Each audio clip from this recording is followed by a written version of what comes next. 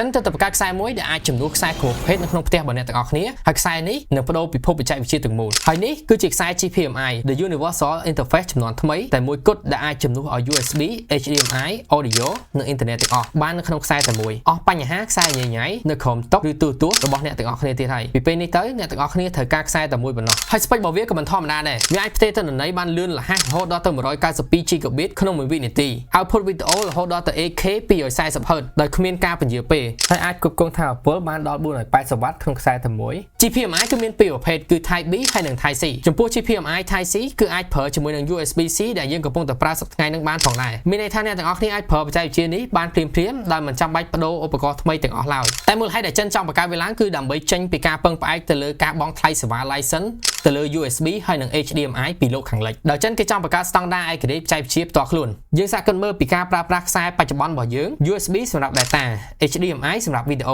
ខ្សែភ្លើងសម្រាប់ power ហើយ Ethernet គឺសម្រាប់ internet ទាំងអស់នេះត្រូវបានជំនួសមកវិញដោយខ្សែតែមួយប៉ុណ្ណោះគឺ GPMI ដែលលឿនជាងខ្លាំងជាងនិងឆ្លាតជាងបច្ចេកវិទ្យានៅក្នុងទីផ្សារបច្ចុប្បន្ននេះបើ GPMI ខ្លាយទៅជាស្តង់ដារអន្តរជាតិពិភពបច្ចេកវិទ្យាទាំងមូលនឹងត្រូវបានផ្លាស់ប្ដូរតាមវាហើយនឹងកែប្រែខ្សែទាំងអស់ដែលយើងកំពុងតែប្រើសប្តាហ៍ថ្ងៃហ្នឹងឲ្យខ្លាយទៅជាបច្ចេកវិទ្យាដែលមិនបានការក្នុងពេលដែលខ្លីទាំងអស់នេះគឺមិនមែនត្រឹមតែជាបញ្ហាងាយស្រួលឬឧបករណ៍ច្រើនប្រើនៅក្នុងខ្សែតែមួយទេតែវាជារឿងអ្នកណាអាចគ្រប់គ្រងអនាគតពីការតភ្ជាប់ពីឧបករណ៍មួយទៅឧបករណ៍មួយទៀតបានអញ្ចឹងសំណួរគឺថានៅពេលដែលខ្សែតែមួយអាចតភ្ជាប់ទៅឧបករណ៍ច្រើនបានតែអ្នកទាំងអស់គ្នានៅតែប្រើខ្សែច្រើនអត់ហើយអ្នកទាំងអស់គ្នាទុកចិត្តអត់នៅពេលដែលបច្ចេកវិទ្យារបស់អ្នកទាំងអស់គ្នាពឹងលើប្រទេសចិន